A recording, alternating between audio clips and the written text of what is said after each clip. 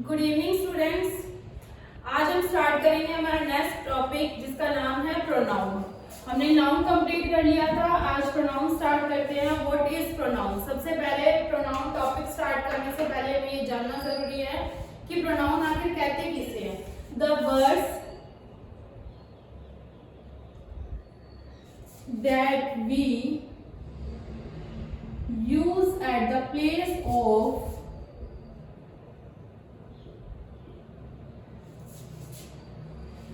noun is called pronoun। जो word हम noun के प्लेस पर यूज करते हैं उसे ही हम क्या कहते हैं? Noun, pronoun. जैसे मान लो राहुल है, राहुल इज नाउन क्योंकि किसी का नाम है। अगर हमने इसके लिए ही का यूज किया तो ये हमारा क्या हो जाएगा? प्रोनाउन। मैंने बोला सीमा, सीमा क्या है? नाउन। अगर मैंने इसके लिए शी का यूज किया तो ये क्या हो जाएगा? हमारा प्रोनाउन। अगर मैंने बोला राम एंड श्याम तो ये दो जने हैं, राम एंड श्याम। अगर मैंने इसके लिए दे का यूज किया तो दे क्या हो जाएगा? प्रोनाउन। आखिर हम प्रोनाउन यूज ही क्यों करते हैं? अगर हमारे पास हमारे सेंटेंस के अंदर नाउन है, to prevent repetition of a noun in a sentence we use pronoun. Sentence के अंदर रिपीटेशन को रोकने के लिए, रिपीटेशन को खत्म करने के लिए हम किसका यूज करते हैं? प्रोनाउन का। Because repetition is an error itself, क्योंकि जो रिपीटेशन होता है वो अपने आप में क्या होता है? एरर होता है। तो रिपीटेशन को रोकने के लिए हम एक सेंटेंस के अंदर बोले Ram is a good boy, Ram goes to school daily, Ram baths daily. अब देखो एक ही सेंटेंस के अंदर मैंने 3 बार राम राम राम लिख दिया, तो एक ही नाम को बार बार रिपीट करते हैं तो वी विल गेट बोर। तो हम इस सेंटेंस से क्या हो जाएंगे? बोर हो जाएंगे। और इस सेंटेंस के अंदर एक ही नाम को बार लिखना अपने आप में क्या है? एरर भी है। तो एक ही सेंटेंस में हम बार एक ही नाम को यूज ना करके उसकी जगह हम किसको यूज करते हैं? प्रोनाउन को। राम लड़का है तो लड़के के लिए कौन सी प्रोनाउन का यूज किया जाता है? ही का। इसीलिए हम राम की जगह किसको लिखेंगे? ही को। तो आपको ये ध्यान रखना है कि एक ही सेंटेंस में एक नाउन बार रिपीट नहीं होगी, और उस रिपीटेशन को रोकने के लिए ही हम नाउन का यूज करते हैं। अब देखो सबसे पहले कि नाउन के टाइप्स कितने होते हैं। Types of pronoun. प्रोनाउन कितने टाइप्स की होती है? टोटल 11 टाइप्स होते हैं प्रोनाउन के। कौन कौन से होते हैं चलिए देखते हैं। फर्स्ट टाइप होता है हमारा personal pronoun.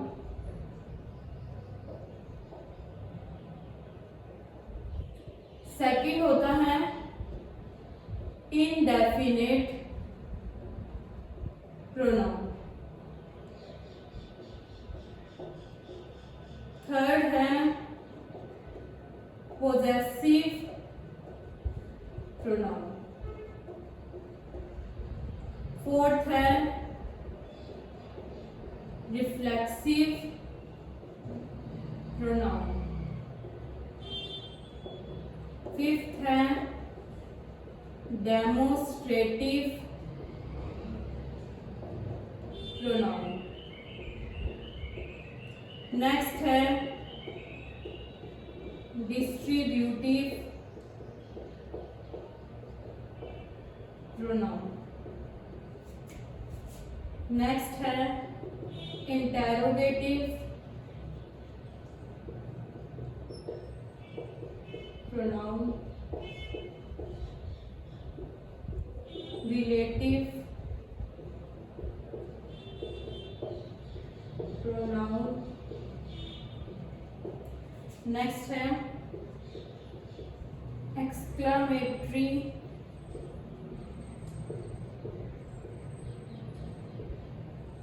Pronoun. Reciprocal pronoun. ये सारे हमारे मेन टाइप्स होते हैं प्रोनाउन के। लास्ट है एम्फेटिक प्रोनाउन। ये सारे टाइप हम डीपली पढ़ेंगे कि किसका यूज कैसे किया जाता है। बट इस सब को जानने से पहले हमें प्रोनाउन टेबल आना जरूरी है कि प्रोनाउन टेबल के अंदर क्या क्या हम पढ़ते हैं।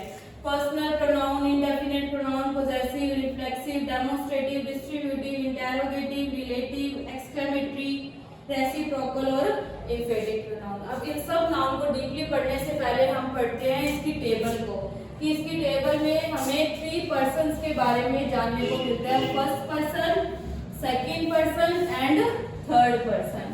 देखो, जो प्रोनाउन की टेबल होती है उसमें एक फर्स्ट पर्सन होता है। पहले ये जानते हैं हम first person, second person, third person क्या होता है। सेकंड पर्सन होता है and last one is third person. जो हमारा फर्स्ट पर्सन होता है उसे हम बोलते हैं लिसनर, सॉरी स्पीकर, बात को बोलने वाला। स्पीकर क्या होगा हमारा फर्स्ट पर्सन। और जो हमारा सेकंड पर्सन होता है वो होता है हमारा लिसनर, सुनने वाला।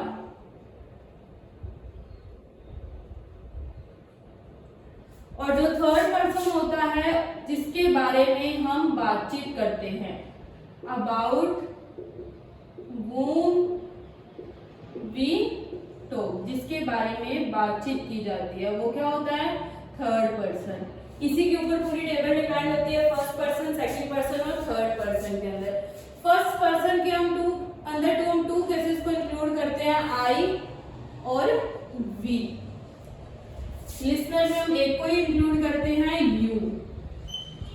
और थर्ड पर्सन के अंदर हम 4 केसेस को इंक्लूड करते हैं, ही, शी, इट और दे। ठीक है। फर्स्ट आई का मतलब मैं, वी का मतलब हम, यू का मतलब तुम या आप, ही का लड़कों के लिए यूज होता है, शी का लड़कियों के लिए यूज होता है, इट का animals and non living things के लिए यूज होता है एंड दे का यूज प्लूरल के लिए होता है। ये सब का हमको ध्यान रखना है। अब हम देखते हैं इसकी टेबल।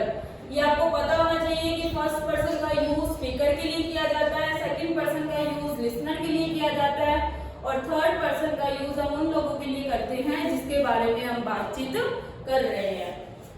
चलिए देखिए इसकी टेबल।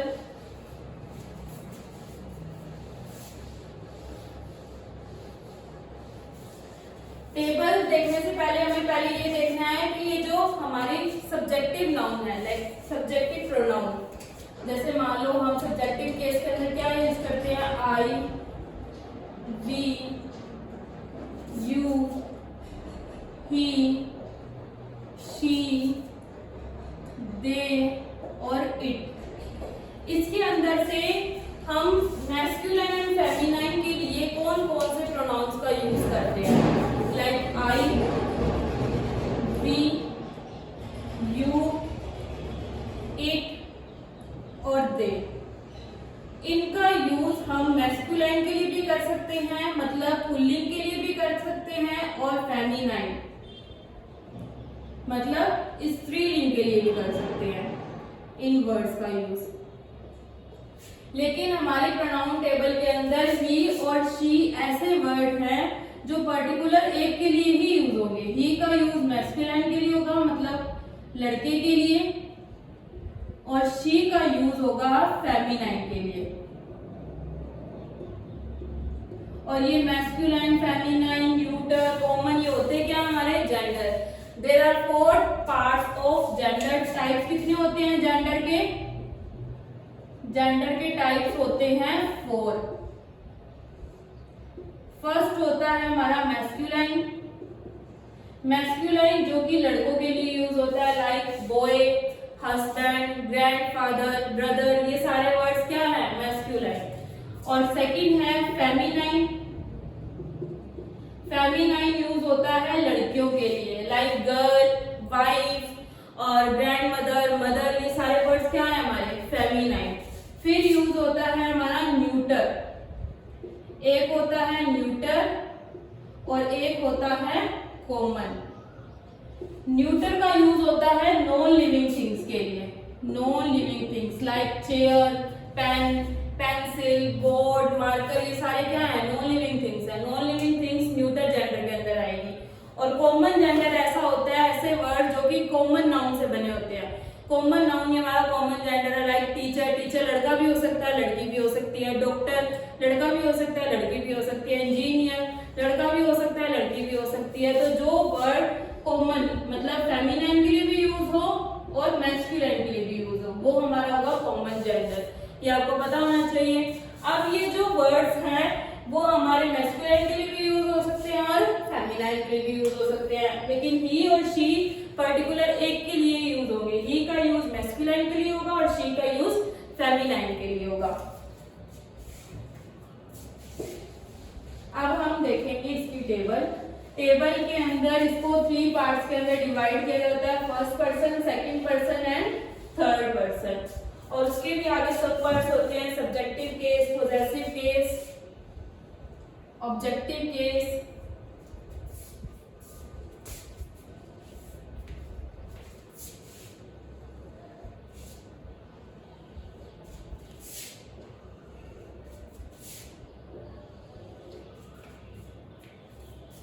देखिए सबसे पहला होता है सब्जेक्टिव,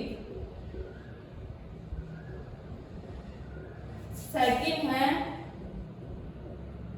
पॉजेसिव, थर्ड है ऑब्जेक्टिव, फोर्थ है पॉजेसिव, फिफ्थ है रिफ्लेक्सिव। और यहां पर हम लिखेंगे फर्स्ट पर्सन, सेकंड पर्सन और third person. First person speaker बोलने वाला, सेकंड पर्सन लिसनर सुनने वाला, थर्ड पर्सन जिसके बारे में बात की जाएगी। ठीक है, उसके बाद में मैंने आपको बताया था फर्स्ट पर्सन के अंदर हम 2 केसेस, 2 प्रोनाउंस को इंक्लूड करते हैं। किस किस को? आई एंड वी को। तो यहाँ पर सब्जेक्टिव केस क्या होगा? आई और वी। अब देखो आप सोच रहे होंगे कि मैंने 2 बार पॉजेसिव क्यों लिखा, यहाँ भी पॉजेसिव लिख दिया और यहाँ भी पॉजेसिव लिख दिया। जो हमारी प्रोनाउन टेबल की सेकेंड लाइन होती है वो होते हैं हमारे पॉजेसिव एडजेक्टिव। ये क्या होंगे? एडजेक्टिव्स। और यहाँ पर इसे कहते हैं हम पॉजेसिव प्रोनाउन। इन दोनों के अंदर डिफरेंस ये होता है कि पॉजेसिव एडजेक्टिव के बाद में हमेशा नाउन का यूज किया जाएगा और ये हमेशा के लिए यूज किए जाते हैं पोजेशन दिखाने के लिए। अब देखो इसके पॉजेसिव केस और ऑब्जेक्टिव केस होते क्या है? आई का पॉजेसिव एडजेक्टिव होगा माई और ऑब्जेक्टिव होगा मी, माइन और माई सेल्फ। और वी का our, us, ours, ourselves. जो भी प्लूरल वर्ड्स है उनके साथ में सेल्फ ना लगता है, हम क्या लगाएंगे? Self. You, your, you, yours, yourself. अब देखो यू सिंगुलर के लिए भी यूज होता है और प्लूरल के लिए भी यूज होता है, तो इसका योरसेल्फ और योरसेल्व्स दोनों ही होगा। अब हमारे सेंटेंस पे डिपेंड करता है कि यू सिंगुलर के लिए यूज हुआ है या प्लूरल के लिए यूज हुआ है। थर्ड पर्सन के अंदर ही, हीज, हिम,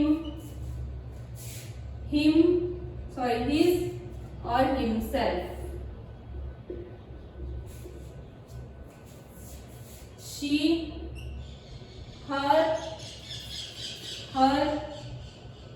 hers और herself, it, its, it। और it का पॉजेसिव प्रोनाउन नहीं होता, ये ध्यान रखना है हमने। itself, they, their, them, theirs और themselves। ठीक है, अब देखो आपको ये ध्यान रखना है कि इट का पोजेसिव प्रोनाउन नहीं होता, और ये जो हमारी सब्जेक्टिव वाली लाइन है इसे ही हम क्या बोलते हैं, हमारे पर्सनल प्रोनाउन। ठीक है, ये सारे हमारे क्या हैं, पर्सनल प्रोनाउन। और ये पोजेसिव प्रोनाउन है, हमने टाइप्स पढ़े थे ना, ये हमारे कौन से होते हैं, पोजेसिव प्रोनाउन। और ये है हमारे रिफ्लेक्सिव प्रोनाउन। इसी को ही हम इनके टाइप्स के अंदर डीपली पढ़ेंगे कि इनका यूज कैसे कैसे किया जाता है। अब इनका यूज हमेशा सब्जेक्टिव केस के अंदर किया जाएगा, एज अ सब्जेक्ट हमेशा सब्जेक्टिव केस में इन्हीं प्रोनाउन का यूज किया जाएगा, ना तो reflexive pronoun as a subjective case use हो सकती, ना ही ऑब्जेक्टिव प्रोनाउन हमारे सब्जेक्टिव केस के अंदर यूज हो सकती। और इन दोनों का ध्यान रखना है कि माई का एडजेक्टिव माई होता है और प्रोनाउन क्या होता है, माइन। आर का आर्स, योर का योर्स, हिज का हिज। अब देखो हिज इसमें भी और हिज इसमें भी है, दोनों सेम है। अब हिज के बाद में अगर नाउन दिया हुआ होगा तो ये हमारी क्या होगी, एडजेक्टिव, और अगर ये अकेला लास्ट में है तो ये हमारा क्या होगा, प्रोनाउन। हर, हर्स, इट का कोई भी पोजेसिव प्रोनाउन नहीं होता, देयर का देयर्स। ये चीजें हमें हमेशा ध्यान में रखनी है कि कब पोजेसिव केस होगा, कब ऑब्जेक्टिव केस होगा। एक दो सेंटेंस हम देख लेते हैं, उसमें फाइंड आउट करके देखते हैं कि कहाँ सब्जेक्टिव केस का यूज हुआ है, कहाँ पोजेसिव केस का यूज हुआ है और कहाँ ऑब्जेक्टिव केस का यूज हुआ है।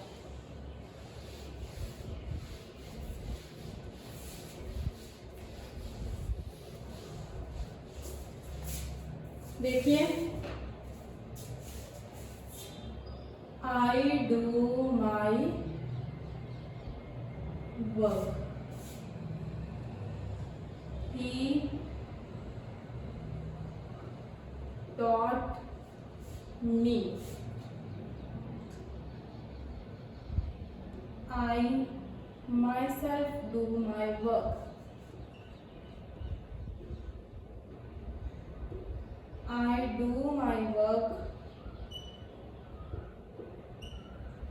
myself। देखो, अब यहाँ पर सबसे पहले ये ध्यान दो कि शुरू के अंदर सब्जेक्ट का ही यूज हुआ है और सब्जेक्टिव केस का ही यूज हुआ है।